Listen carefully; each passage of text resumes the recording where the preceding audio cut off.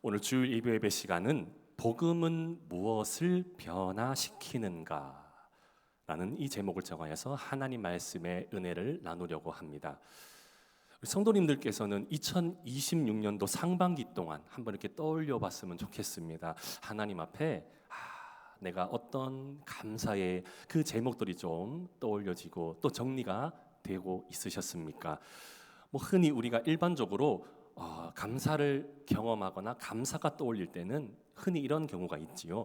무엇이 또 잘 되어서 또 우리가 지금까지 건강, 영육간의 간건함으로 또 살아왔다는 것, 그리고 아무 탈 없이 그냥 일상의 평범만 잘 지켜왔어도 하나님 앞에 감사할 수 있는 제목들이겠지요. 네, 생각해 보면은 이러한 부분 말고도 감사의 제목들 더 많이 더 다양하게 우리의 머릿속을 그려보게 만들었을 것입니다. 저는 무엇보다도 그래서 많은 사람들의 입에서 그래도 이런 말들이 또 이러한 결단들이 있으셨겠지요. 작년보다는 그래도 올해가, 또 상반기보다는 하반기가 좀 더 변화되고 더 나아졌으면 좋겠다는 바람들을 이 자리에 함께 하시는 성도님들 누구에게라도 있으실 것입니다. 그렇다면 이러한 영적인 변화, 무엇이 진정 우리의 삶을 온전히 변화시킬 수가 있을까? 좀 더 깊은 감사, 더 나은 감사로 우리가 하나님 앞에 나아가기 위해서 더 중요한 어떤 포인트를 찾아야 될 것 같은데, 그래서 좀 고민이 되었습니다. 다른 무엇보다 우리가 무엇이 진짜 하나님께 대한 더 나은 감사로 나아갈 수 있어야 되는가? 그렇다면 우리에게 좀 구체적인 뭔가가 필요한 것 같았습니다. 그래서 변화가 좀 필요할 것 같다는 생각이 들어서 제가 그러면 무엇을 우리의 삶의 진정한 감사로 이끌어주고 변화시켜 줄 수 있을까?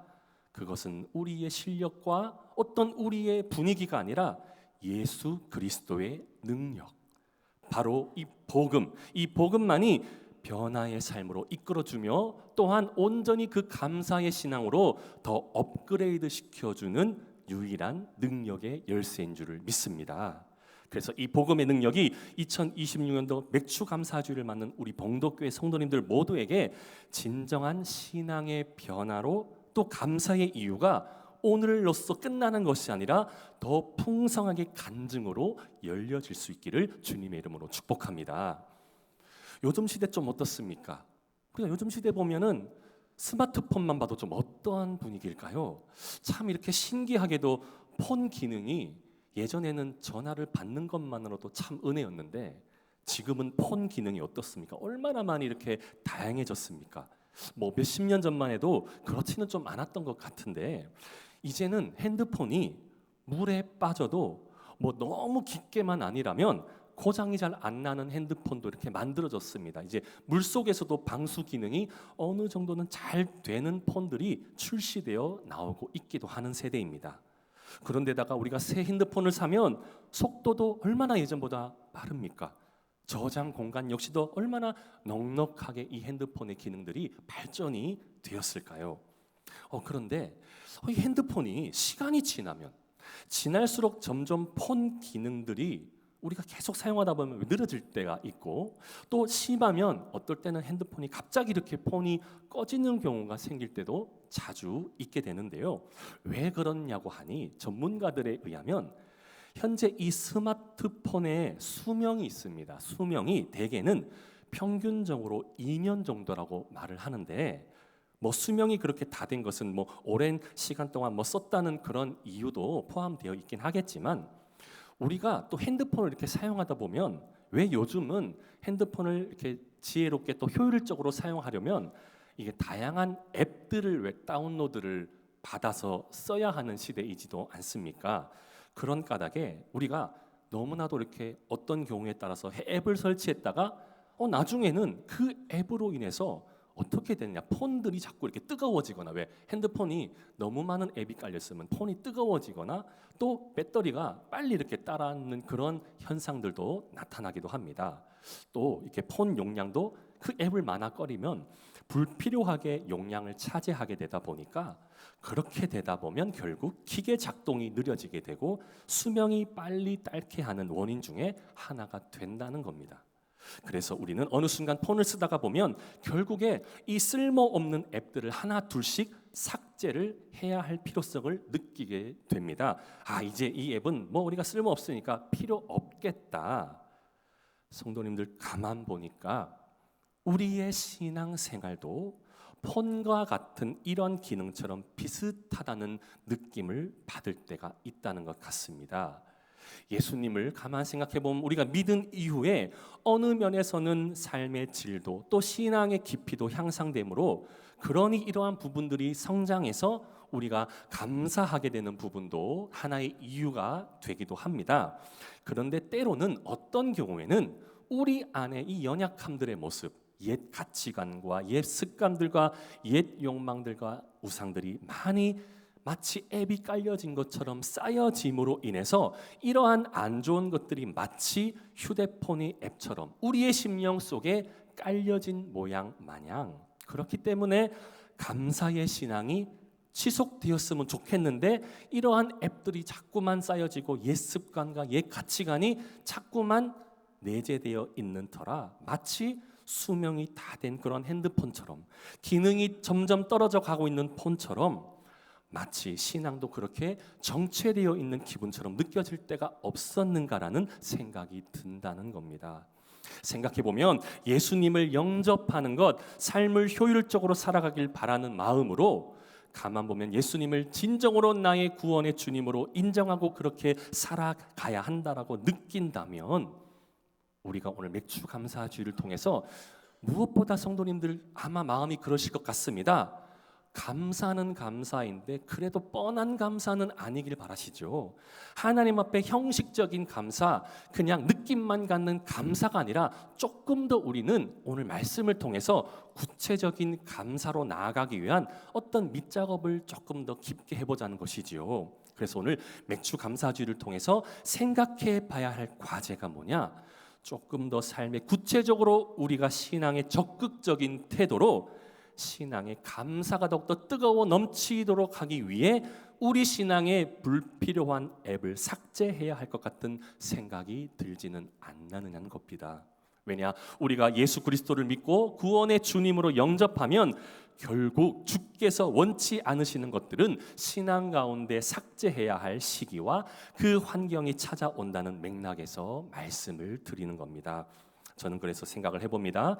매년마다 우리가 맞이하는 맥주감사주일, 무엇이 우리 신앙의 진정한 감사의 모토가 되어야 할까라고 고민해 봤는데 저는 좀 이런 생각이 들었습니다. 우린 감사주일을 통해서 당연히 주님께서 베풀어 주신 은혜에 감사하는 것 맞습니다. 그럼 우리는 그 감사를 이루기 위해서 신앙에 무엇이 조금 더 주님이 기뻐하시는 모습으로 변화할 수 있어야 할까? 그런 측면에서 오늘 본문 말씀을 통해서 한번 그런 모습들 한번 찾아볼 수 있었으면 좋겠다는 생각이 듭니다. 이제 본문의 배경으로 한번 들어가 볼게요. 에베소 지역에 오늘 본문의 배경이 되고 있습니다. 지금 이곳의 분위기를 보아하니 복음의 물결이 점점 이렇게 활발해지고 있었던 분위기입니다. 그런데 보기보다 당시의 사람들 반응은 뭐 이렇게 복음이 활발히 전파된다고만 해서 그러면 단순히 그 분위기를 따라서 사람들의 어떤 신앙 수준도 마치 이렇게 뜨거워지고 이런 모습들이 좀 나타났으면 좋겠건만, 그런데 가만히 보니 자신들이 그런 복음이 전파되는 것, 그런 물결 마냥 사람들의 모습은 교회에 적극적으로 등록하지는 않고만 있던 모습이 보여집니다. 왜냐?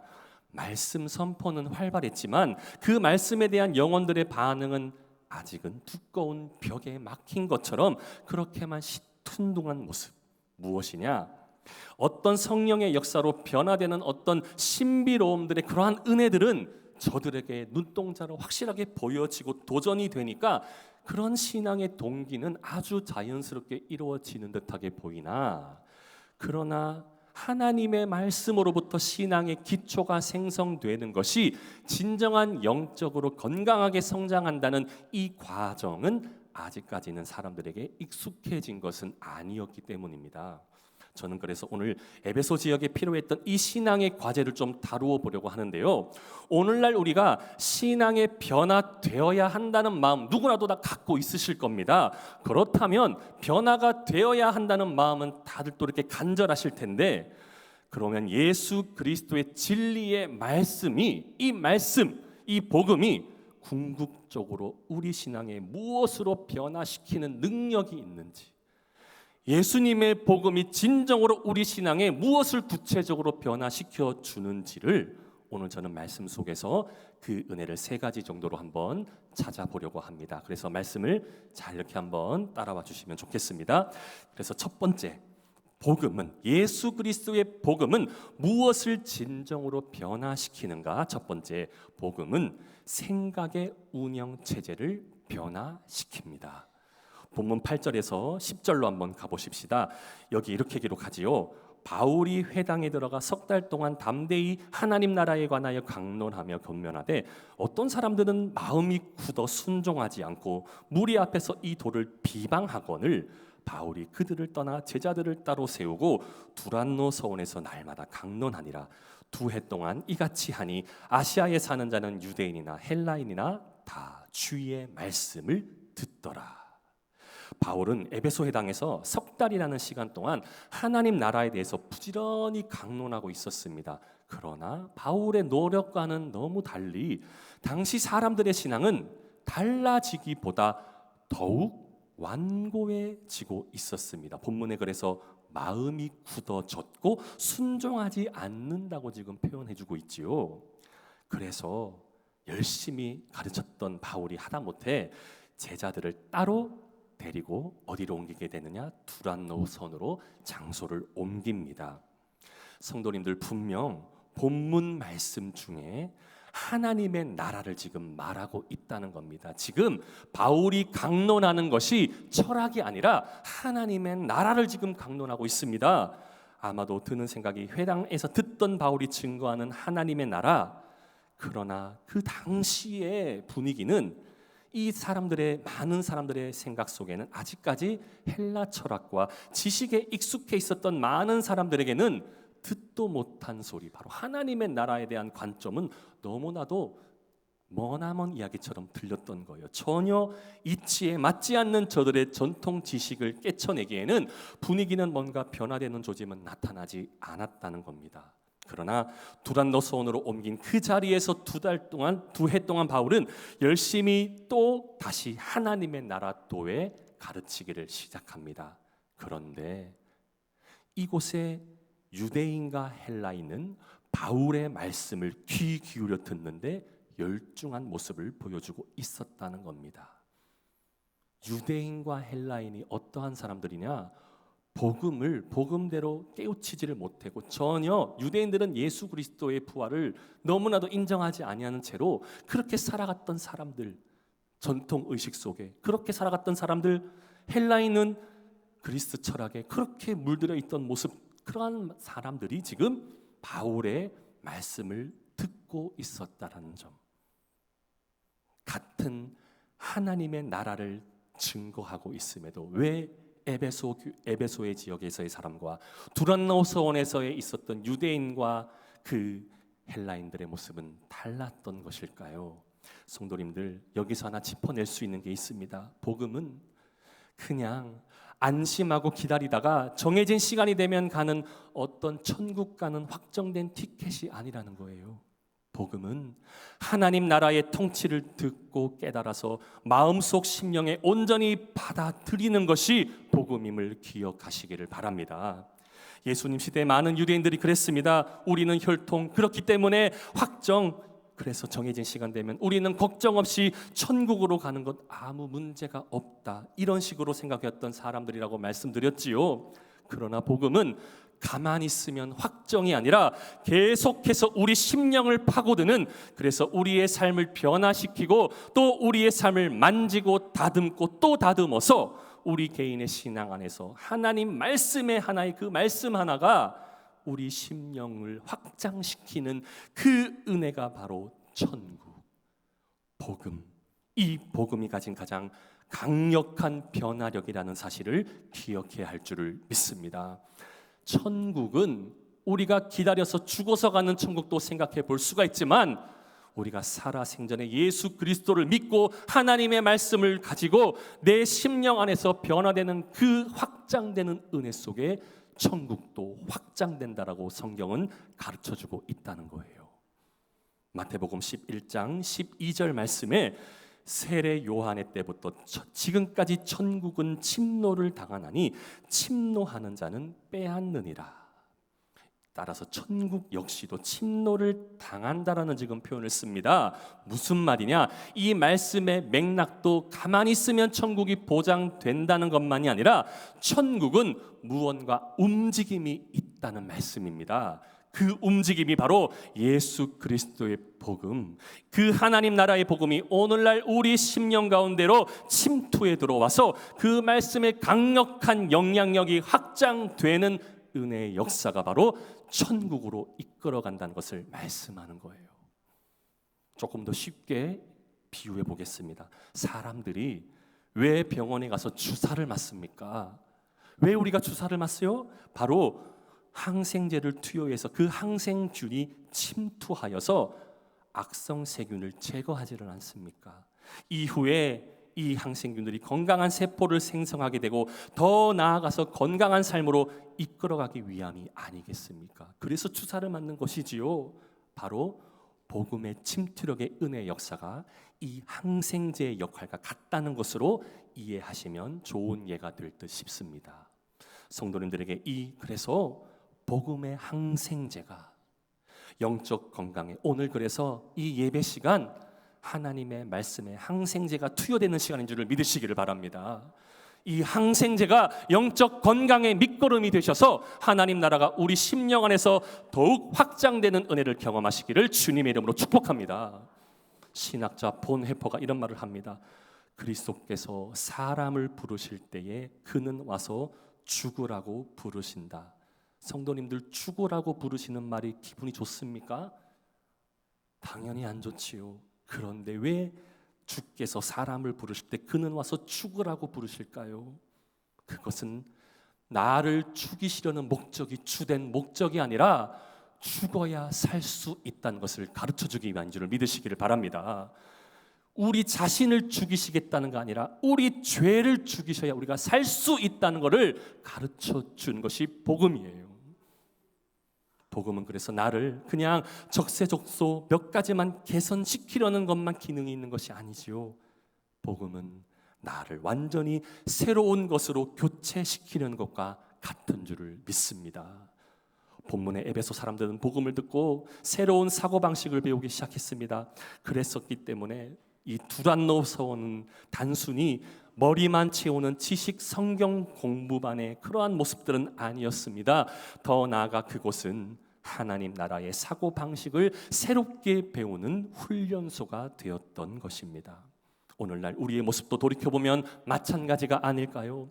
교회만 오래 다닌다고 영적인 생각이 바뀌는 것은 아닐 수도 있습니다. 예배를 수없이 드려도 여전히 세상의 방식으로만 판단한다면 아직 영적인 운영체제는 그대로일지도 모른다는 것을 기억해야 합니다. 따라서 내 안에 성도님들, 하나님의 말씀을 들고 우리가 예배 시간에 옵니다. 그래서 그 말씀 속에 복음이 내 심령에 들어왔다라는 증거는 확인해 보셔야 됩니다. 내 안에 영적 운영체제가 하나님의 뜻으로 그 생각과 삶이 운동되는지 확인해 보시기를 바랍니다. 따라서 복음의 진정한 변화는요, 결국 나의 생각을 하나님의 관점으로 바꾸는 능력인 줄을 믿으시기를 주님의 이름으로 축복합니다. 두 번째, 복음은 거짓을 폭로합니다. 오늘 본문 11절에서 16절의 내용이 너무 흥미로운 장면들이 지금 나오고 있거든요. 지금 이야기가 이렇습니다. 바울을 통해서 지금 현장에는 놀라운 지금 기적들이 일어납니다. 뭐 손수건만 딱 가져가도 병이 낫고 귀신이 나타나는 그런 일들 속에 떠나가는 일들이 지금 일어나고 있지요. 그러자 이 모습을 보고 너무나도 지금 흥미로운 게 이제서예요.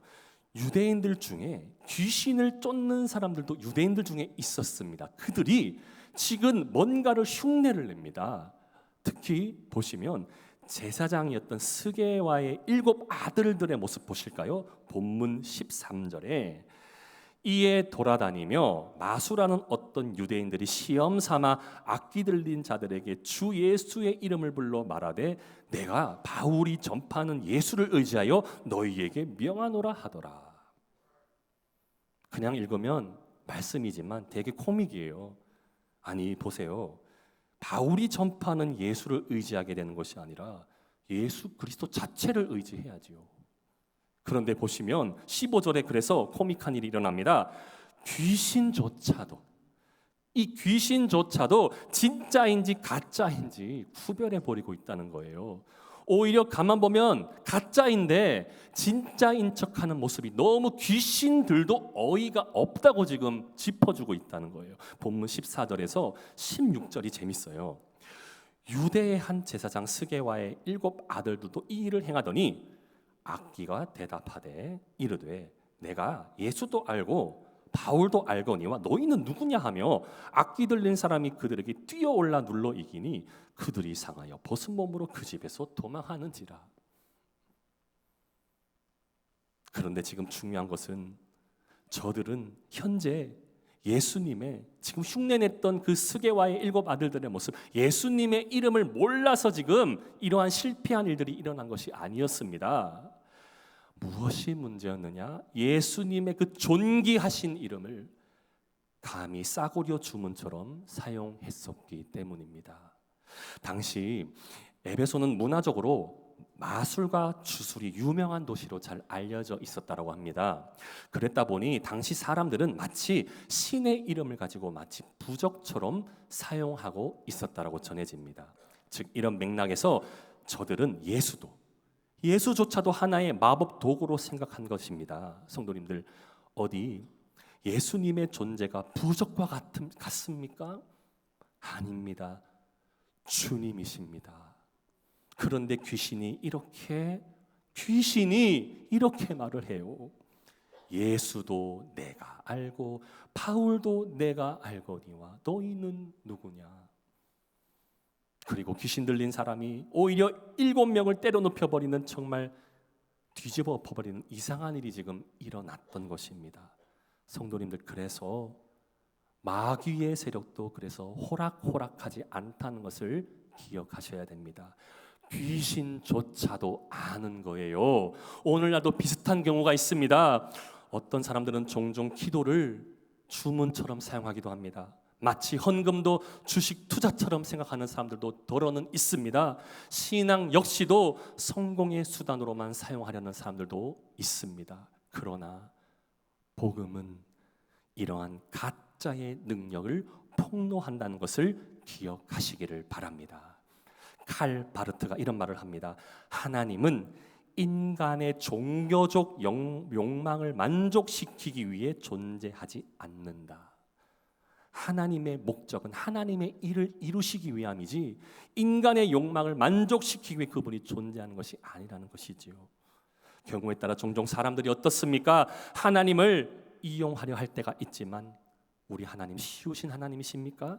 절대로 이용당하지 않으시는 분이십니다.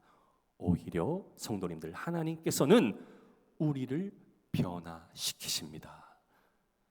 사무엘상 4장으로 한번 가볼까요? 사무엘상 4장 말씀의 이렇게 흐름들을 보니까요, 지금 이 맥락과 좀 비슷해요.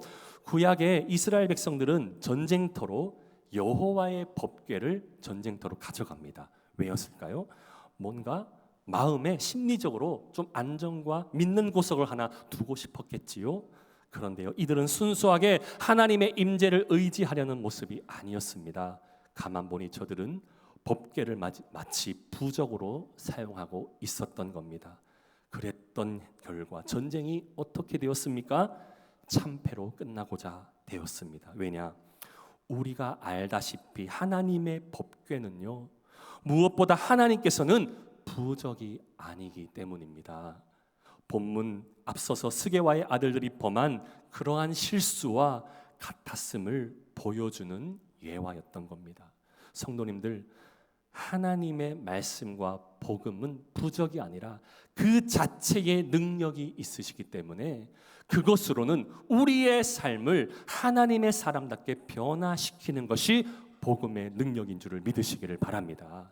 그래서 감히 우리가 하나님의 말씀을 우리의 욕망대로 채우면 이러한 사무엘상 4장과 같은 이러한 실수의 일들이 나타날 수 있다는 것도 주의할 수 있어야 된다는 겁니다. 이제 세 번째로 가볼게요. 세 번째는요, 그래서 복음은 필요 없는 삶의 프로그램을 삭제시킵니다.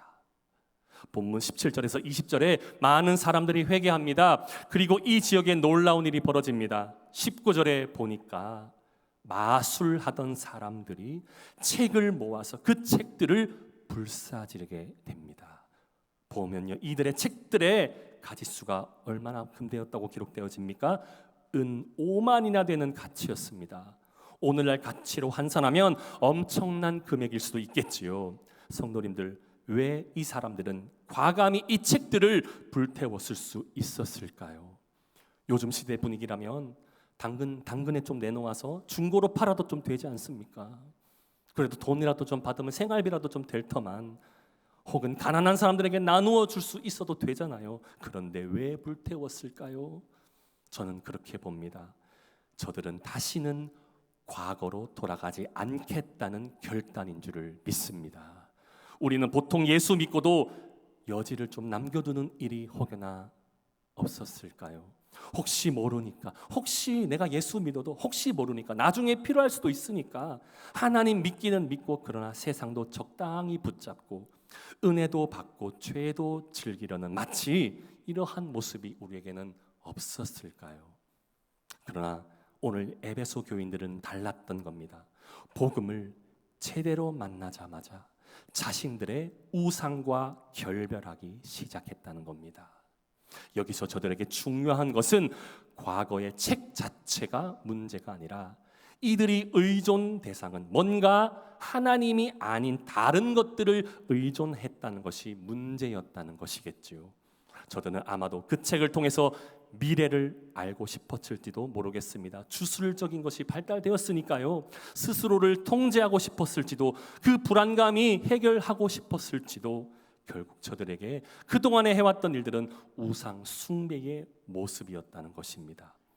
성도님들, 오늘날도 우리 자신에게도 불태워야 할 책들이 있는 줄을 압니다. 어쩌면 그것은 휴대폰 속의 다양한 세상 정보일지도, 우리가 마치 끊지 못하고 있는 어떠한 관계 속에서도 있을 수가 있겠지요. 혹은 자존심일 수도, 혹은 돈에 대한 집착일 수도, 혹여나 용서하지 못하고만 있는 우리 심정의 분노일 수도 있습니다. 따라서 오늘 성경이 가르치는 복음은 단순히 죄를 용서하는 데서만 끝나지 않은 것을 보게 됩니다. 복음의 능력은, 성도님들 기억하십시오. 복음의 능력의 증거는 죄와 결별하게 만드시는 줄을 믿으시기를 주님의 이름으로 축복합니다. 죄와 결별하게 만드는 증거가 우리에게 있는가? 맥주 감사주일, 우리가 감사를 꿈꾸고 감사를 실천하고자 하고 감사로 하나님 앞에 나아가고자 결단하며 하반기를 또 시작하고 있습니다. 성도님들, 하나님이 가장 기뻐하시는 감사가 무엇일까요? 하나님이 가장 기뻐하시는 것이 무엇일까요? 저는 그렇게 믿습니다. 죄와 결별하고 하나님과의 온전한 관계를 유지하는 그 관계, 그것이 바로 주께서 원하시는 감사의 신앙의 시작인 줄을 저는 믿습니다. 우리가 그동안에 회개의 눈물도 많이 흘렸을 것입니다. 그리고 그 눈물을 통해서 하나님의 은혜에 다시 한번 결단하며 하반기를 준비하자고 많이들 결단했을 것입니다. 그렇다면은 저는 특별히 오늘 본문 마지막 20절, 우리 성도님들에게 감사의 신앙에 큰 도전을 얻으셨은 말씀이 되시기를 바라면서 20절 말씀 제가 한번 읽어드리겠습니다. 이와 같이 주의 말씀이 힘이 있어 흥황하여 세력을 얻으니라. 지금 본문의 요지에는 바울의 설교가 흥황했다고 하지 않습니다. 기적이 흥황했다고 하지 않습니다. 교회가 마치 그냥 인원수가 흥황했다고만도 하지 않습니다. 온전히 하나님 말씀만이 흥황했다라고 기록하고 있습니다. 성도님들 왜입니까? 하나님의 말씀 이 진리가 사람들의 삶을 바꾸었기 때문입니다. 디모데후서 3장 16절에서 17절 모든 성경은 하나님의 감동과 된 것으로 교훈과 책망과 바르게 함과 의로 교육하기에 유익하니 이는 하나님의 사람으로 온전하게 하며 모든 선한 일을 행할 능력을 갖추게 하려 함이라. 말씀을 맺습니다. 사랑하는 성도님들, 본문의 에베소의 부흥의 핵심은 단순히 사람이 많이 모여졌기 때문이 아닙니다.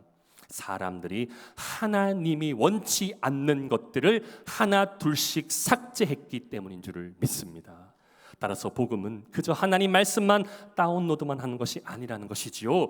때론 복음으로 인해서 우리의 하나님 앞에서의 불필요한 것을 삭제할 것을 복음은 요구하고 있다는 겁니다. 그래서 하나님은 오늘 말씀을 통해 우리에게 묻고 계십니다. 내 인생에 아직 지우지 못한 앱이 무엇이냐? 이것이 습관일 수도 있고 욕심일 수도 있고 상처일 수도 있고 우상일 수도 있습니다. 오늘 맥주감사주일 우리의 신앙에도 참된 신앙의 복음의 능력으로 변화되는 감사로 나타나기를 주님의 이름으로 축복합니다. 그래서 하나님께 감사하다면 우리는 무엇으로도 구체적인 감사를 실행할 수 있어야 될까? 오늘 본문의 에베소 성도들처럼 2026년도 맥주감사주일은 이렇게 되기를 소망합니다. 주님 앞에 합당하지 않는 것들을 내려놓는 신앙으로 하나님께 대한 감사의 출발을 시작하시기를 주님의 이름으로 축복합니다. 그래서 이 은혜가 저와 성도님들 삶에 날마다 넘쳐서 더욱 신앙이 성장하는 변화가 2020년도 하반기에도 충만하게 나타나시기를 우리 주 예수 그리스도의 이름으로 간절히 축원합니다. 기도하겠습니다. 하나님, 주께서 원하시는 이 감사절